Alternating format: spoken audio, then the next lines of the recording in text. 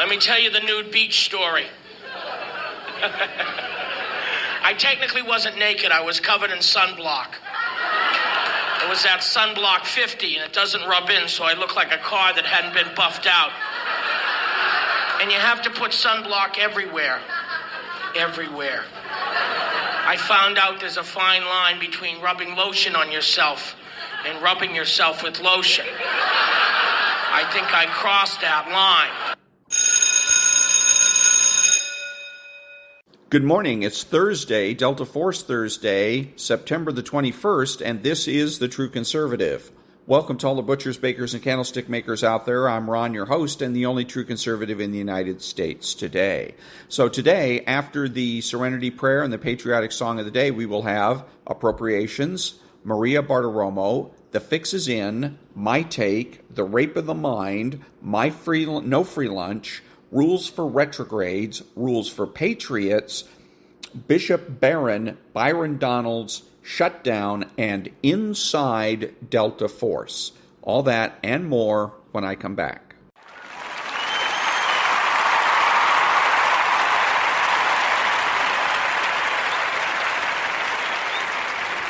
God, grant me the serenity to accept the things I cannot change, the courage to change the things I can, and the wisdom to know the difference. Amen.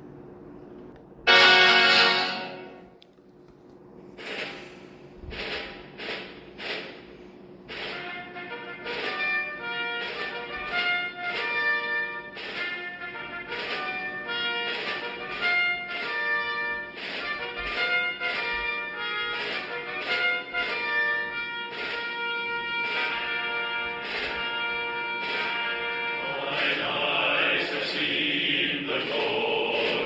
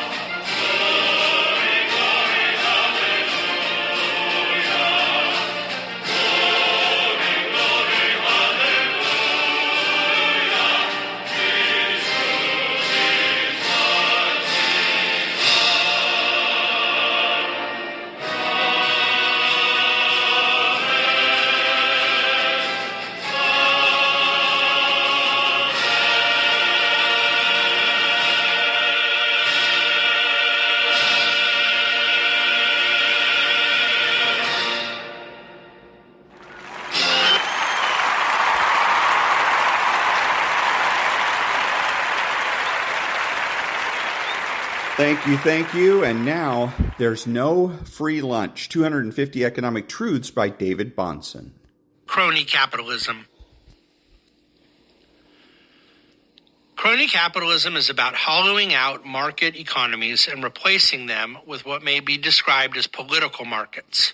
In political markets, the focus is no longer upon prospering through creating, refining, and offering products and services at competitive prices. Instead, economic success depends upon people's ability to harness government power to stack the economic deck in their favor. While the market's outward form is maintained, its essential workings are supplanted by the struggle to ensure that governments, legislators, and regulators favor you at other people's expense. In that sense, crony capitalism certainly constitutes a form of redistribution, away from taxpayers, consumers, and business focused on creating wealth, and towards the organized, powerful, and politically connected. Dr. Samuel Gregg. A critique and a comprehensive definition rolled into one. What Dr. Gregg has done here is offer the most simple and fair definitions of crony capitalism, while simultaneously demonstrating the basis for its destructiveness. And that was There's No Free Lunch by David-Bahnsen. Back in a minute.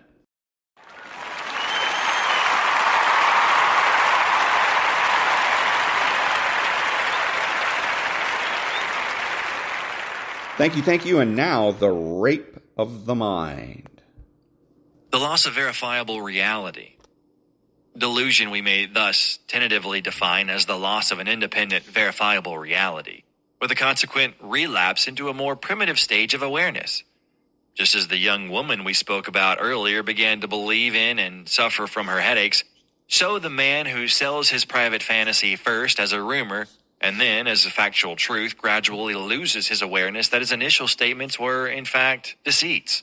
And his delusion becomes a kind of permanent petrification of his original primitive wishful thinking.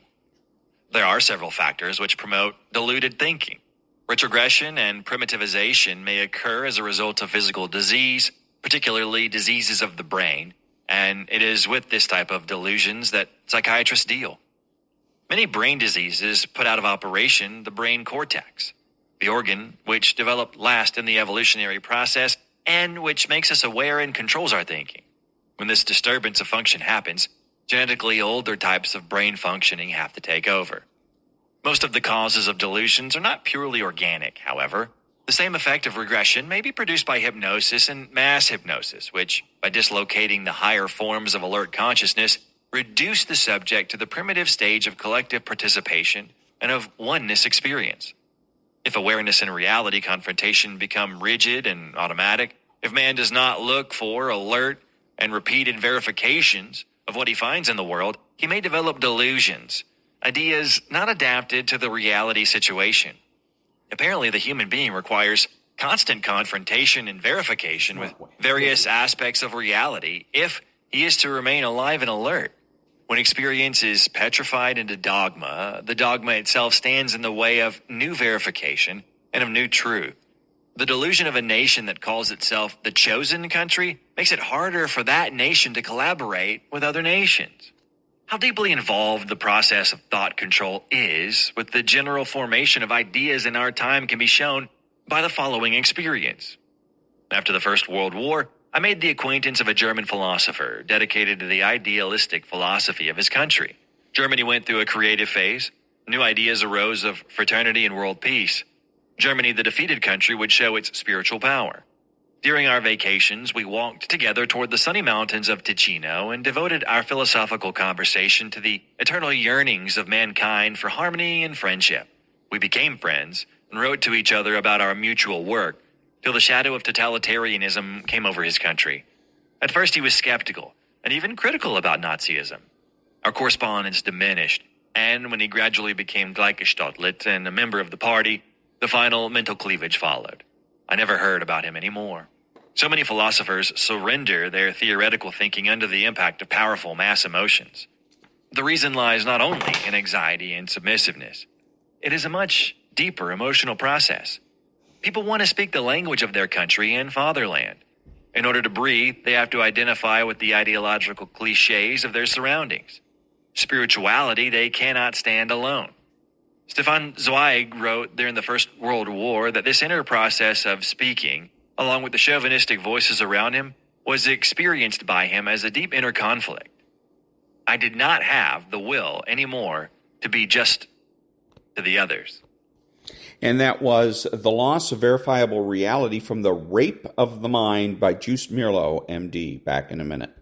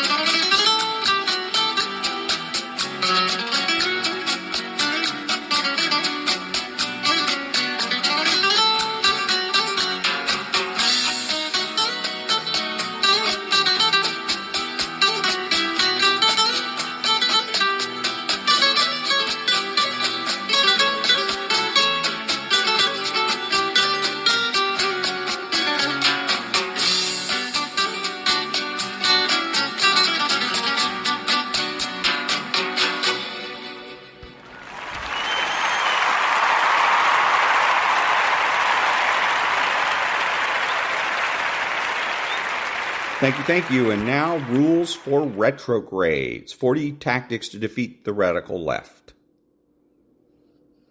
Rule 23. The memory of the Western public is exceedingly short, pathetically undisciplined, and never to be feared. Mod cons have been deeply conditioned to dread future political reprisals anytime they dare to contemplate substantial political action that threatens to drag the culture rightwards. So fearful are the mod cons, especially those empty suits holding elective office in legislative bodies, of potential backlash at the ballot box in the event that they act too decisively in bringing to fruition a conservative policy, that they succumb to what's fairly characterized as political paralysis. The reason for this phenomenon is simple. When weighty conservative policy initiatives, the ones that radicals really fear, are being floated and debated, a uniformly hostile and unapologetically perfidious media springs into action. Focus groups filled with disgruntled constituents are spotlighted, rigged polls are conducted, fringe demonstrations are televised, and the airwaves are flooded with talking heads shouting vitriol. The punditry begins a seemingly endless series of broadcasts dedicated to underscoring an alleged wave of populist grassroots resistance welling up in response to the conservative initiative. It is made to seem as if the Mod Khan and his legislative compatriots are entirely isolated in the ideological sea, as if the public mood is such that voters can think of nothing other than the next election, wherein they can race to the ballot box and gift the Mod Khan's job to his political rival. Don't be fooled. In spite of the chest-puffing and manipulative antics of a disgustingly biased media, the ballot box retribution that we're told is looming right around the corner is nothing but a specter, a chimera, devised by radicals to stymie retrograde progress by stealing the already scant courage of our wishy-washy representatives. The Western public is anything but a disciplined, principled, intellectual voting bloc.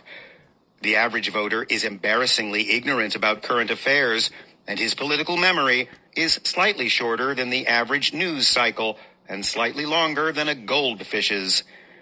Some alarming poll numbers bear out this sad state of affairs. It turns out that only 36% of Americans are able to identify all three branches of government. In fact, 35% can't name any of them. A whopping 60% of Americans are unable to name the political party that controls the House of Representatives and the Senate. In the run-up to the last presidential election, more than 40% of Americans could not name the Republican or Democrat vice presidential candidate. 12% of Americans don't even know who the current vice president is. Clearly, a nation of political wonks we are not. Data paints a similarly dismal picture of the public's ability to harbor stable, cogent political sentiments over any significant periods of time. Consider this. Around the time of the passage of the Affordable Care Act, i.e. Obamacare, 59% of Americans opposed the law. Many did so vehemently, in contrast with just 39% who favored it. So unpopular was the bill that in the aftermath of its being codified into law by the Democrats along a straight party line vote, Republicans gained, in the 2010 midterm elections, a staggering 63 seats in the House of Representatives, putting them back in the congressional majority, and 6 seats in the Senate, including 1 seat in Massachusetts, which they had not won since 1972. Mind you, the eponymously dubbed Obamacare was the signature legislative achievement of Barack Obama's first presidential term, and in retrospect, perhaps the crown jewel of his entire presidency.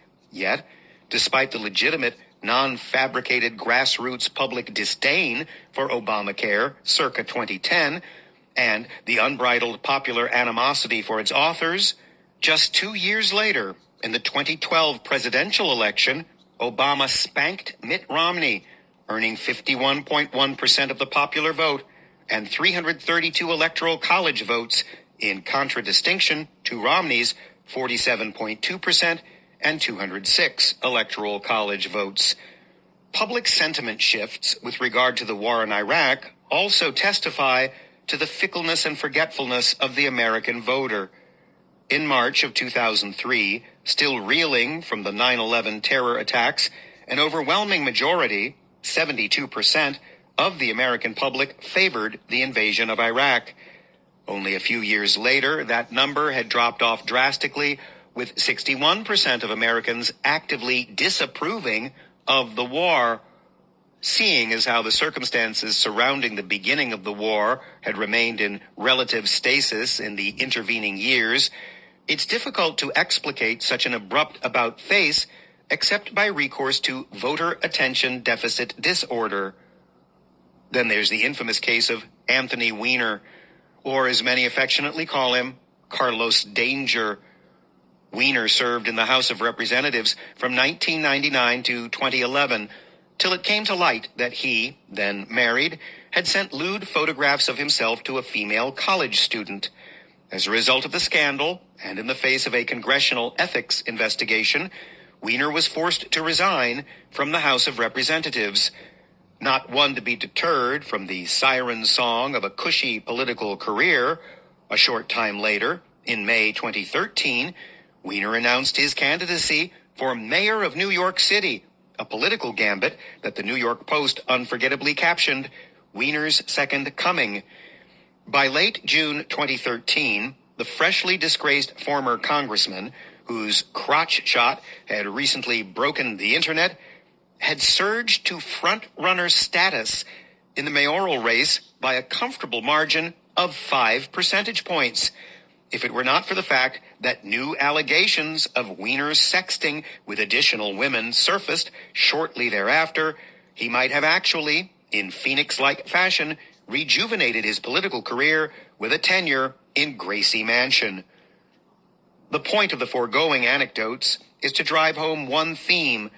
Voters have tragically short memories, memories which would rival those of clinical amnesiacs. How constituents will react to news of an elected official's advocacy for a particular issue or involvement with a given initiative should be the last thing perturbing the mind of said official. Members of the Western public are detached to a fault from the political cosmos. They're irresponsibly indifferent, preferring to indulge in fatuous smut television like Game of Thrones and The Masked Singer, rather than to pay adequate attention to their most basic civic responsibilities. It's nothing short of madness to imagine that the same folks who can't identify the current majority party in the United States Senate or name the Secretary of State will be intently following their elected officials' stances on nuanced policy controversies 1.5 years out from the nearest midterm election in hopes of ferreting out points of disagreement. As it is now, elected officials can essentially engage in any political errand, even to the point of scandal, with impunity, so long as they make nice and tickle the ears of their constituents with splendid promises of government candy in the 2 months leading up to an election. Given the advanced state of decay in the West, it's a laughable proposition that voters are going to hold elected officials accountable for any articulable reason, much less for a perfectly defensible, if perhaps unorthodox, position. Nevertheless, in the realm of American politics, the Republican Party consistently allows radicals to hinder the pace of its legislative agenda by heeding media attack dogs' manufactured warnings of impending ballot box apocalypse, blue waves, and such, if Republicans move forward in implementing conservative policies. Even in the aftermath of Donald Trump's election, when Republicans controlled the executive, legislative, and judicial branches of the federal government, the Republican sellouts failed to make good on any of their major legislative promises. They didn't defund Planned Parenthood. They didn't repeal or replace Obamacare. They didn't staunch the flow of illegal aliens pouring into our country. And the primary reason for their failure to act and secure these victories was fear of voter retribution, fear of losing their power and majorities. Due to their baseless fear, cowardly Republicans squandered this generation's best chance at making significant strides toward a more just and conservative America. The bitter irony is this: despite 2 years' worth of legislative impotence from Republicans, from 2016 to 2018, they still lost the House of Representatives in the 2018 midterm elections. The message is clear. To any retrograde political actors, forge ahead in your endeavors. Do not fear the phantom menace of voter backlash 2 years out. It's a sheer invention of a media class that is trying to interdict your progress. The archetypical tempest in a teapot. Put first things first and second things second, and you'll get both. And that was Rule 23 from Rules for Retrogrades, 40 Tactics to Defeat the Radical Left by Timothy and David Gordon. Back in a minute.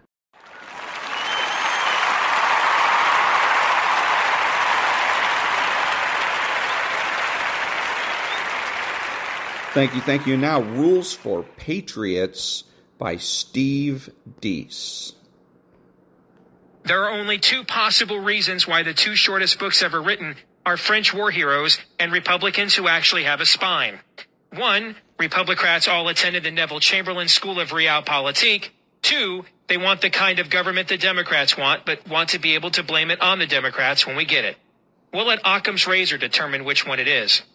Number three, whenever Republicrats talk about incrementalism, it really means giving the Democrats 80% of what they want and then bragging half a loaf is better than none.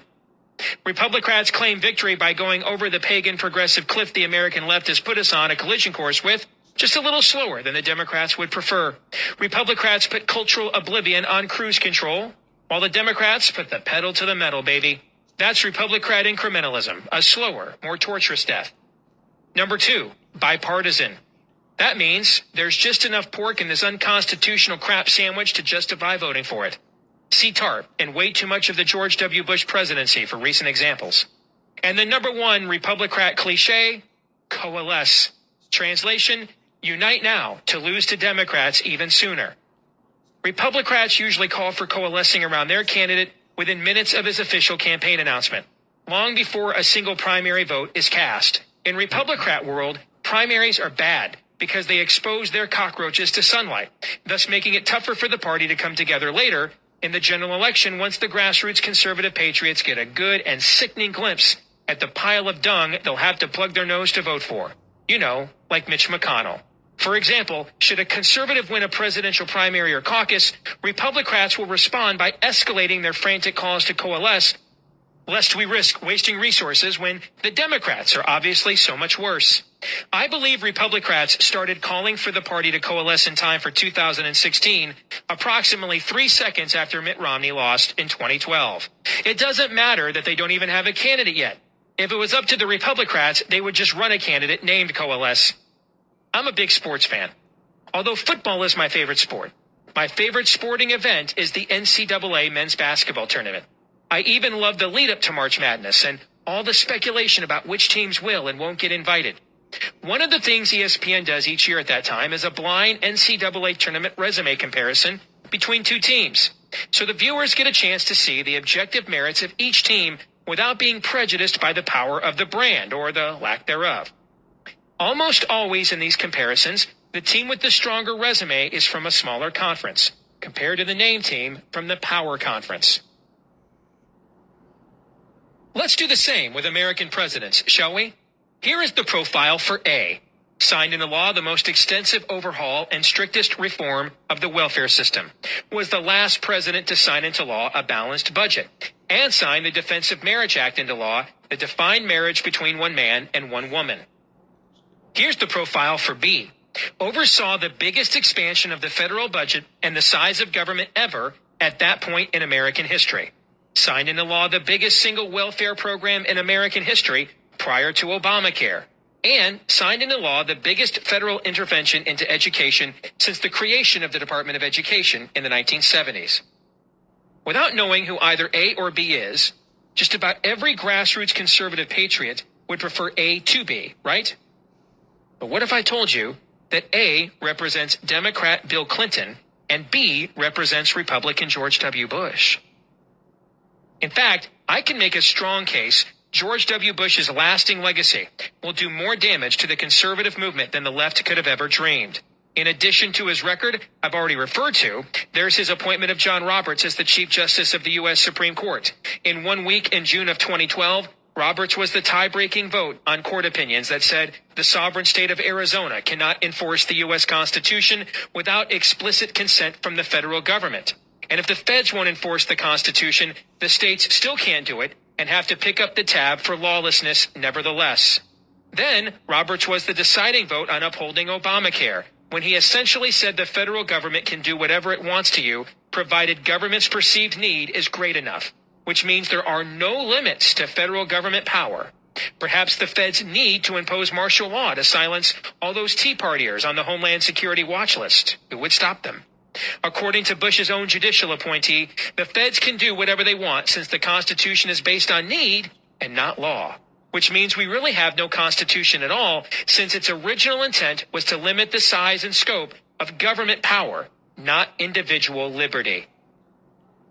Just like it was the Republican judicial appointees for the U.S. Supreme Court that gave us Roe v. Wade, Kelo versus New London, Lawrence v. Texas, and most of the other worst and most unconstitutional court rulings in recent American history.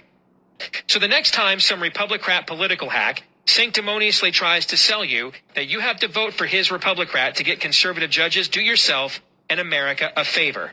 Slap on a pair of steel-toed boots, kick that son of a gun in the shins as hard as you can, and dedicate that comeuppance to John Roberts while you're at it. Now don't get me wrong. I'm not making the case to support Bill Clinton over George W. Bush, although we actually got smaller government under Bubba. Let's remember that Clinton's first term went hard left with Hillary Care, the Brady Bill, and one of the largest tax increases in American history. Clinton ran in 1992 as a New Democrat, except that once in office, his administration looked a lot like the old New Deal. The result was the historic repudiation Clinton received via the 1994 midterm elections, which vaulted the Republicans into control of Congress for the first time in decades. All of the positives from the Clinton years I referenced occurred after Republicans gained control of Congress and started dragging Clinton to the right. In fact, the final phase of the Clinton administration, combined with Republicans controlling Congress, produced perhaps the most conservative term for an American president since Calvin Coolidge or Reagan's first term. George W. Bush had the luxury of a Republican-controlled House of Representatives for 6 years of his presidency and a GOP-controlled Senate for 4 years. Yet he governed to the left of Clinton with a Republican Congress. There are two reasons for this. First, Republican leaders in Congress held the line against a Democrat president, but then decided to be team players once their big government guy got in the White House. In other words, honoring the groupthink meant more than honoring their own sworn oaths of office. Second, George W. Bush wasn't a conservative. Sure, he was more conservative than John Kerry or Al Gore, but being more conservative than someone is not the same as being a conservative. I may look better in a Speedo than Chris Christie, but that doesn't mean that anybody actually wants to see me in one. It's easy to blame architect Karl Rove, the wannabe Svengali of the GOP, for the cynical realpolitik of compassionate conservatism. But as Morton Blackwell at the Leadership Institute has said for years, personnel is policy. A conservative doesn't hire a soulless technocrat like Rove to put lipstick on a pig, because they're going to look for advisors that help them reach the American people with their principles. Republicans have to hire consultants like Rove who are fluent in their empty technocratic dialect. Republicans like Rove and the generation of bratty technocrats he's currently spawning within the GOP believe you win to lead. Those of us in the grassroots believe you lead to win, and there is a difference. If you begin with the premise you win to lead, then you base your campaign on the technique or craftsmanship of the messaging, i.e. fundraising, polls, focus groups, talking points, etc., rather than the merits of the message.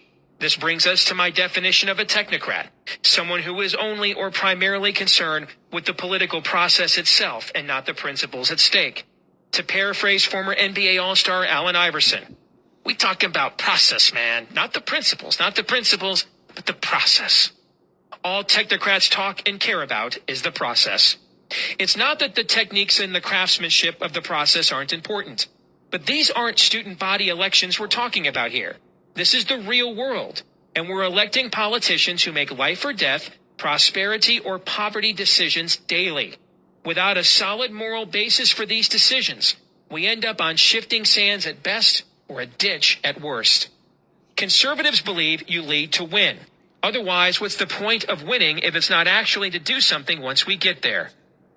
The overwhelming victory of Wisconsin Governor Scott Walker in his 2012 recall election is an excellent example of this. Walker stood firm on principle in a traditionally blue state and got more votes in his recall election than he got when he originally won the office. Standing for conservative principles is what unites conservatives. People like me all over the country that detest the Republican Party establishment and their milquetoast presidential candidates were strongly united behind Walker. Why? Because he gave us something to vote for and not just against. With his base united, Walker was free to play offense and try to pick off soft Democrat voters. And according to Fox News' exit polling, he got 18% of the Obama voters in his recall. A united and enthusiastic base plus almost 1/5 of your opponent's voters equals blowout. And that's just what Walker got. And that was the next part of Rules for Patriots, How Conservatives Can Win Again by Steve Deese. Back in a minute.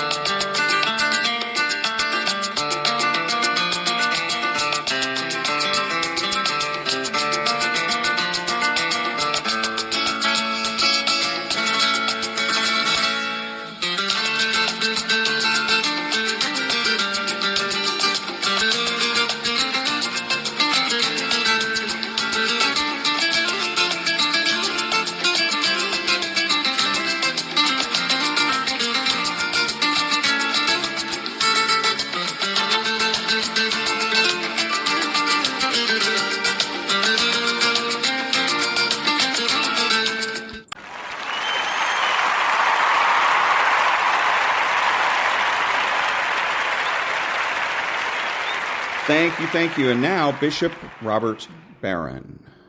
Think about something, and this happened, pastorally many times when people say, that is the lady I wanted to marry. I just had my heart set on this lady and broke off the engagement. I'm devastated. It's the worst suffering of my life. I'm sure of it. But because that relationship didn't work out, I met that lady whom I married and became the mother of my children and brought me a joy and a happiness that I couldn't have imagined. Does God, who sees the entirety of the universe sometimes allow suffering to bring about a good that we cannot immediately see. We tend, understandably, when we're in pain, to narrow our focus on what we're going through. How could God allow this? Look, I don't know why God is allowing a particular pain. Maybe someday I'll see it. Maybe I won't see it until I get to heaven. But in the meantime, I trust. In the meantime, I have confidence that the God who's the Lord of heaven and earth knows what he's about.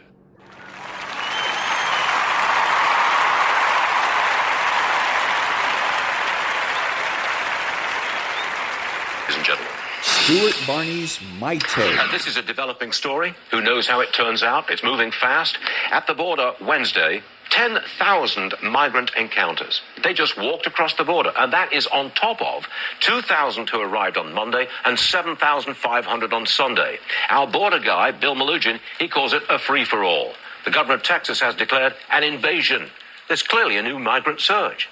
Then, late last night, the White House announced it would grant work permits for nearly 500,000 Venezuelans. They can live and work here legally for 18 months. Biden has caved to the mayor of New York, who said the city cannot support them forever. They have to work, and now they will. Who's next? Nicaraguans? Hondurans? They too have been flooding into our cities, and the taxpayer is supporting them. They'll be asking, why can't we work too? Local people will be asking, why are they taking jobs from us? The message will be heard loud and clear in Central and South America. The border's open. They'll let you work. Head north. Our politics are also encouraging the latest surge. Open border Biden is weak. Build the wall Trump looks strong. The cartels are not stupid. They know they have to cram them in now before there's a real crackdown later. The Biden-Harris team is going to pay a political price for this. Immigration is now the number 2 election issue after the economy. Let's face it. The situation is out of control, and it's going to get worse. Leftists, like Pramila Jayapal, can blame the Republicans, as she does. But voters can see for themselves what's happening, and they are blaming Biden. Second hour of Varney.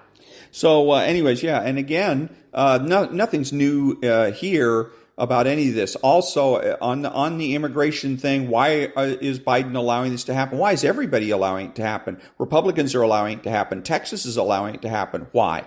Because they've been convinced that the only way to solve the Social Security and Medicare crisis is to get millions and millions of new workers into the country paying into Social Security and Medicare.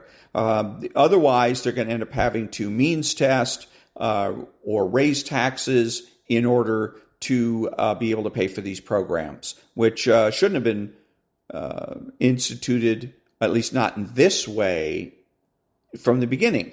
It was a Ponzi scheme from the beginning, and now we, generations later, are paying the price for it, and that's a shame. But that's the ultimate thing with the border. It's not about getting these people to vote. Nobody cares about that as much as they care about bolstering Social Security and Medicare. Again, if that starts to waver, it looks like they're going to have to cut payments or something like that.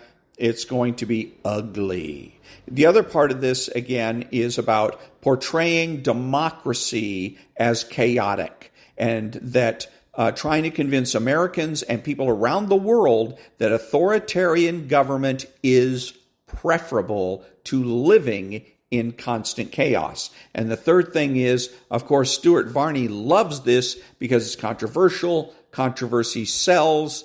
Fox makes profits. And Stuart Varney gets rich. Back in a minute.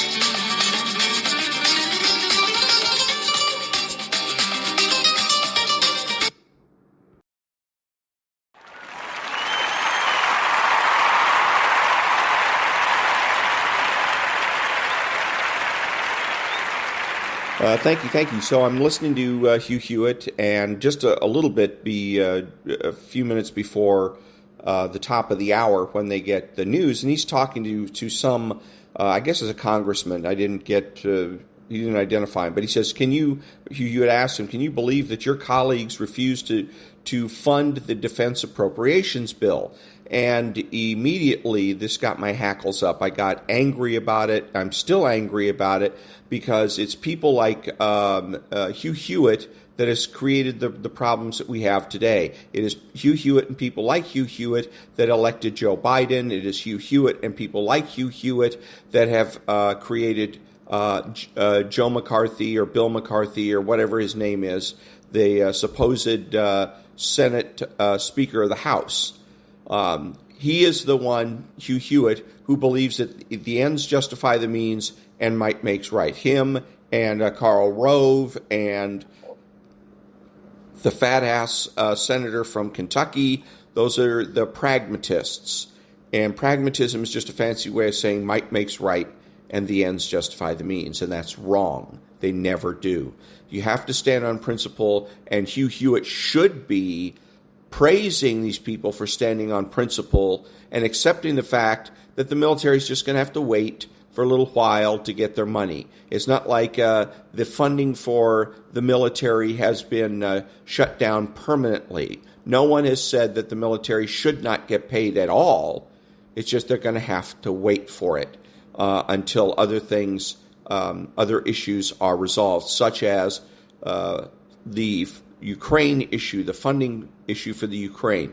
But again, part of the reason that the people in the House that are taking the gaffe for this, where he says your colleagues are doing this, instead of saying, can you believe that the Speaker of the House is exhibiting no leadership, is because his colleagues volunteered to be lightning rods. They came out and said and announced, you're going to have to give me what I want, or else I'm not going to vote for the appropriations bill. And so now they're going to be subjected to lots of withering invective, as some of these people like to say. And that's a shame. Shouldn't have to be that way. And if they'd done it right from the beginning, and they had simply come out and said, rest assured, folks, that everything's going to be all right, that we're going to get a bill because I have been promised by people close to the Speaker that there will be no funding for the Ukraine, that there will be increased funding for the border, that kind of thing. If they phrased it in that kind of a term, that puts pressure on the Speaker, and if things fall apart, then people, immoral people like Hugh Hewitt would then look to the Speaker and say, how come? Where's your leadership? As they should be doing. Back in a minute.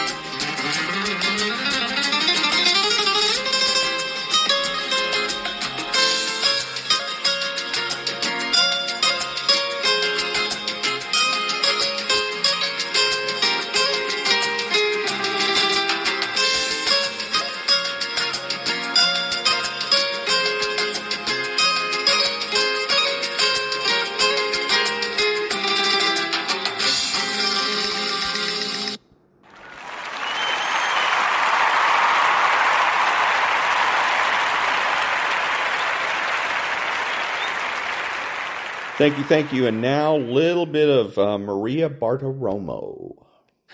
Welcome back. Top of the Hot Topic table, the Biden administration is approving $5.7 million in taxpayer money to fund a program called Expert Voices Together.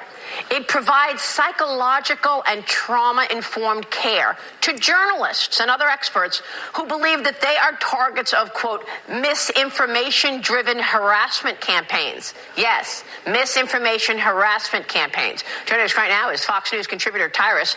Tyrus, your reaction? Well, where's my money? Exactly.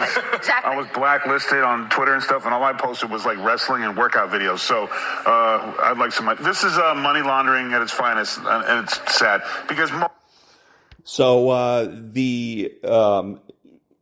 About this program, they go on and on and on. They have a panel there that want to discuss this. Basically, what they want to do is whine and complain about it. Instead, what they should do is just simply say, that's fine. Joe Biden can come up with all the stupid little programs that he wants to, and when the Republicans take over in 2024, this program is going to be the first thing on the chopping block. Okay, so whatever journalists are going to take advantage of this program, they need to do so quickly because, again, in 2024, it's going to disappear.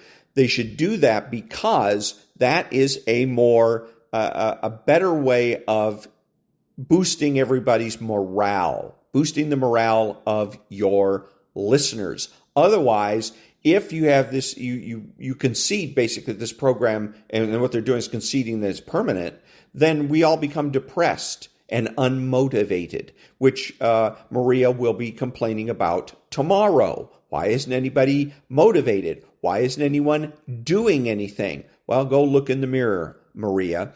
And this is all has to do with for-profit news. And see, what they want to do is come out and say, and this is what they're doing, controversy, controversy, controversy, because controversy sells. They don't want to come up with a solution because that doesn't sell. That doesn't bring eyeballs to the screen. It doesn't raise ratings, etc. So, non-profit news now.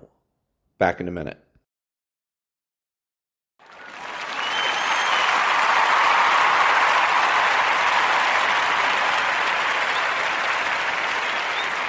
Thank you. This is from Varney and Company, and it's a reporter interviewing somebody about a striking worker about the UAW strike. We are fighting very hard for equal pay. We want to be able to live and maintain and take care of our family without living paycheck to paycheck. So, hey, if you got to shut down more plants, let's do it. So there you go. And he doesn't. Well, let's play the rest of this so you can hear it. Do it. I'm ready. How long are you willing to picket? As long as it takes. We are prepared to stand as long as we need to stand. So that's what the workers say here. So there you go. They didn't ask the obvious question. When the woman says, well, we need to be able to do better than just living paycheck to paycheck. And then she says, so if we have to, strike another plant, let's do it. The obvious question is, well, how do you expect to make any money if you're not working? But the reporter doesn't ask that question because the reporter is a union member himself. Don't forget that. All these reporters are SAG-AFTRA. They are unionized, and they sympathize with the UAW and other unions that are on strike or might be on strike. So, in a manner of speaking, at least from an informational standpoint and from a news standpoint, the fix is in. Back in a minute.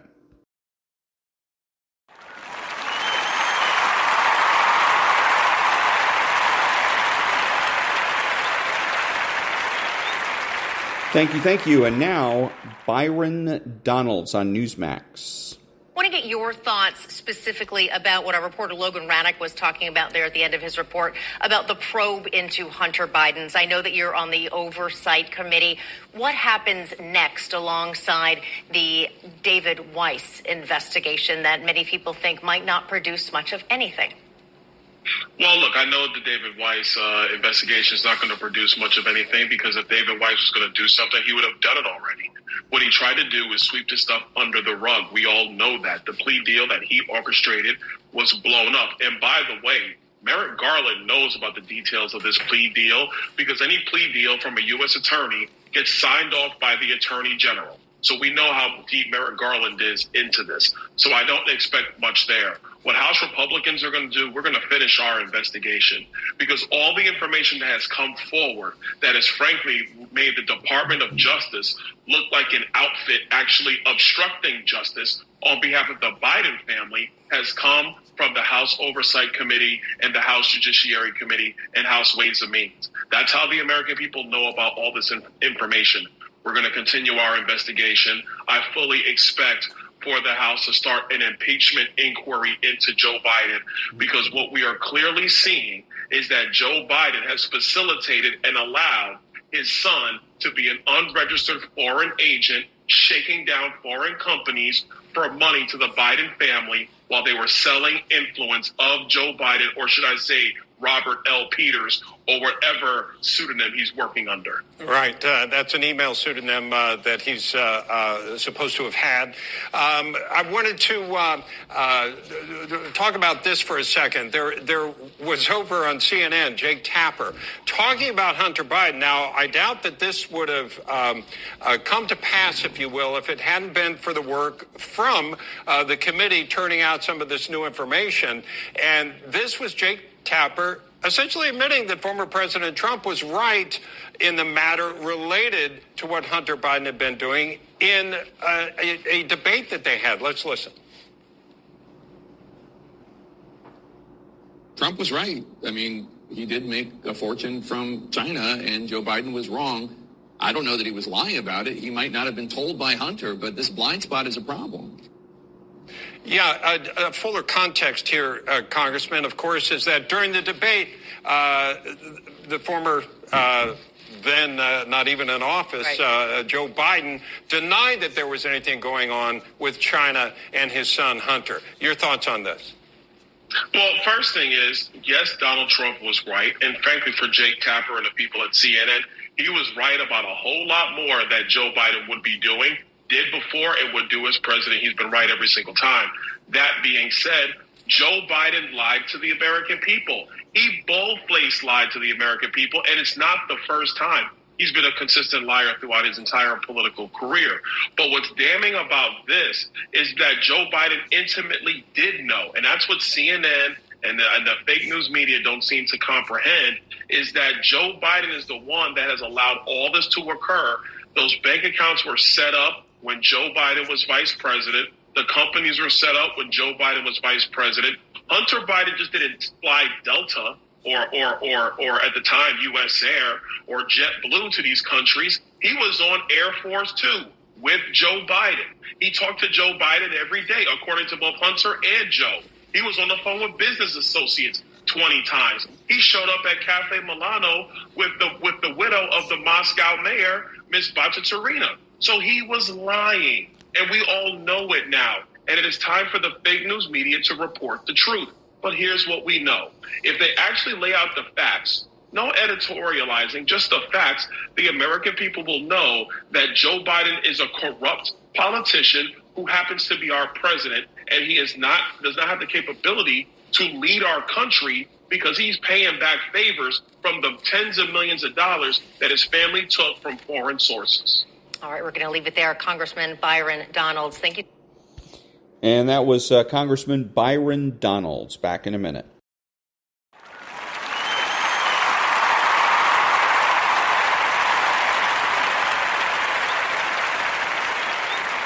Thank you. And now from Reuters, U.S. House GOP blocks spending bill. Shutdown looms. House Republicans, for a third time, blocked a procedural vote on a defense spending bill, raising the risk of a government shutdown in just 10 days. The defeat marks another public embarrassment for House Speaker Kevin McCarthy, as party infighting continues. After the vote failed in the House, he told reporters he would, quote, just keep working, never give up. Federal agencies will begin to shut down on October 1st unless Congress takes action. It needs to pass either a short-term plan or a full-year funding bill. The Republican spending agenda has hit a roadblock among a small group of hardline conservatives who want lower spending levels. They're asking for $120 billion less than what McCarthy and Biden agreed to in May. White House Press Secretary Karine Jean-Pierre said the deal from May needs to be honored. A deal is a deal.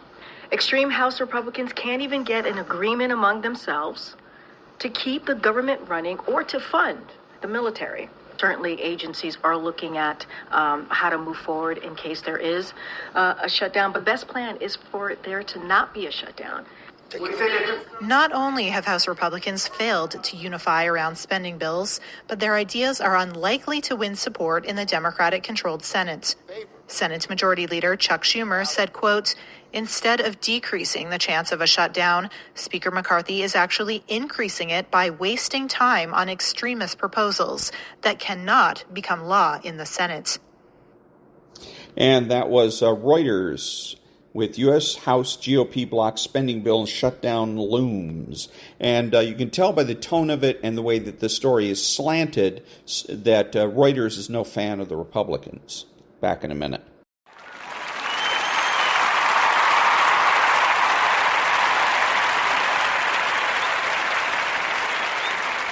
Thank you. And now, inside Delta Force, preparing the force. Preparing the force.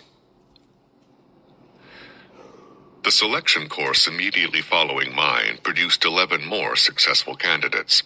So I and the 22 other most recently added members of the country's newest and most mysterious unit signed into Delta Force in November and December of 1978. With our arrival, the size of the unit was doubled. Now there would be enough people to run selection, to train the men already in the unit, and conduct a formal training course for those of us who had just arrived. Critical mass had been reached, though just barely. We were still short of the numbers needed to bring the unit to operational strength. That would take at least one more year. When I reported for assignment, it was to the Fort Bragg Stockade, our home and headquarters for the next 8 years. The unit needed a large, secure facility, and this was just about a perfect fit for our needs at the time. The Army was changing its method of handling prisoners. Soldiers convicted by courts-martial and sentenced to incarceration were no longer being held in local installation facilities, but instead would all be remanded to Fort Leavenworth. At Fort Bragg, that left a big, beautiful, brand-new, high-security facility almost empty. Colonel Beckwith snapped it up. All we had to do to convert it to our use was cut the bunks loose from the floors in the dormitory bays and put up a few walls for class and conference rooms. We screened the chain-link fencing surrounding the compound to restrict the view from outside, and last but not least, we planted rose gardens around the building's entrance. A nice touch. The civilian guards who controlled access at the front gate and patrolled the grounds of the compound were all retired Special Forces sergeant majors. A hard, dedicated, serious group of men. Chief Guard Hugh Gordon was one of my favorites. Gordon had been one of the very first members of Special Forces back in the early 1950s. During World War II, he had parachuted into Normandy with the 82nd Airborne Division on his 19th birthday. He was indicative of the men who provided our exterior security, and you can believe me when I tell you that security was never breached, not even by us. One night after a training exercise, Doc Smiley decided to take a shortcut to the building and climbed the back fence rather than walk all the way around to the front gate. The next day, he told us that he was straddling the top of the fence when he heard a pump shotgun rack a shell into the chamber and a calm voice announce, "Just drop your ass to the ground on this side of the fence." All the way to the ground, Smiley kept saying, "Don't shoot, Huck. It's me, Smiley." Mr. Huckabee then walked him to the front gate and logged him in. When he turned to walk away, Huckabee said he'd known who it was all along. Otherwise, he would have shot him off the top of the fence. None of us tried hopping the fence after that little incident. Huck died at his post about 10 years later. He was found dead, sitting on the ground, his back against the fence and his shotgun across his lap. He had suffered a heart attack while patrolling the perimeter. God bless all those old veterans. Our band of new members received the designation OTC-3, which stood for Operators Training Course Number 3. We were the third group of men into the unit. The first spurt had been Colonel Beckwith and his hand-picked staff. The second group were selectees from the first 2 selection courses, and our group was the result of the following 2 selection courses. We settled on the name Operator to designate an operational member of the unit, as opposed to a member of the support staff, due to some legal and political situations. We couldn't use operative because that name had certain espionage connotations from the CIA. The term agent had some legal issues. An agent carries a legal commission to perform certain duties, and a governmental authority empowered by a state or federal constitution issues that commission. In our case, we would perform our duties under the authority of the federal government as administered by the Department of Defense and the Department of the Army. But in the military, only officers carry legal commissions from the President and are confirmed by Congress. Sergeants, who are non-commissioned officers, are authorized to perform their duties by virtue of appointment by the Secretary of the Army. Sergeants therefore cannot be agents of the government, and since almost every operational member of Delta Force is a sergeant, we needed to choose a different name for ourselves. Hence, Operator. If that sounds sort of convoluted, it's because it is. But if you work for any governmental entity, it will make perfect sense to you. Delta Force was loosely patterned on the organizational structure of the British 22 Special Air Service Regiment. The smallest unit was the 4-man team. 4 or 5 teams, along with a small headquarters element, constituted a troop. 2 troops, an assault troop and a sniper troop, formed a squadron. Each squadron had a small command element. When OTC-3 finished its training, we formed 2 squadrons, A Squadron and B Squadron. These were known as the Sabre Squadrons. The Selection and Training Detachment, like the Sabre Squadrons, was composed of operators. We also had a Signal Squadron, which provided direct communication support for the unit, and the normal contingent of administrative, intelligence, operational planning, and support elements. At the top of the pyramid were the commander, the deputy commander, and the executive officer, the command sergeant major, and members of the commander's staff, such as the unit surgeon and psychologist. The very best people in the Army within their respective disciplines filled Delta Force's non-operational functions. Operators always knew that we were backed up and supported by the absolute masters of their professions, no matter what their specialty: parachute riggers, administrative or finance clerks, cooks, supply personnel, communications specialists, or gunsmiths. You name the job, Delta folks were the best at it. Delta's original plan called for 3 operational squadrons, but it would take more than 10 years to realize that goal. Even the first year, we had a difficult time keeping up with attrition, and further growth proved slow and painful. The 3rd Delta Squadron was finally formed in 1990, prior to Operation Desert Storm. Our training program was scheduled to start the first week of January 1979, immediately after the holiday season. Until then, we busied ourselves with labor and construction projects such as readying the compound, finishing the newly constructed shooting house, and building our new range complex. While we were preparing the facilities, our instructors were preparing to lead us through the training program that would mold us into counter-terrorist operators.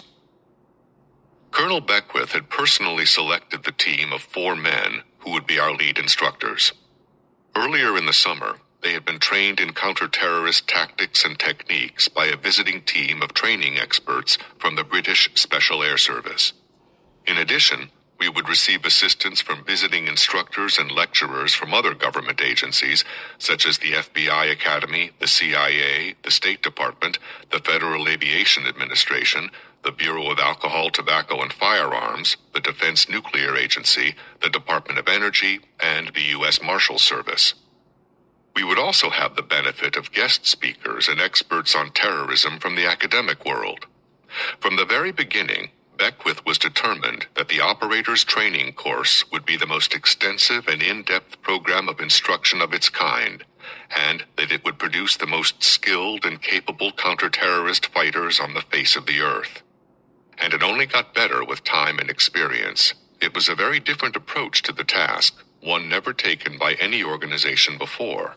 And in truth, everything in our lives would be different from then on. Upon assignment to Delta Force, we ceased to exist in the regular Army. Delta Force was, and is, a secret organization. It had no official existence on the rolls of Army units, and neither did its members. We simply disappeared from the system.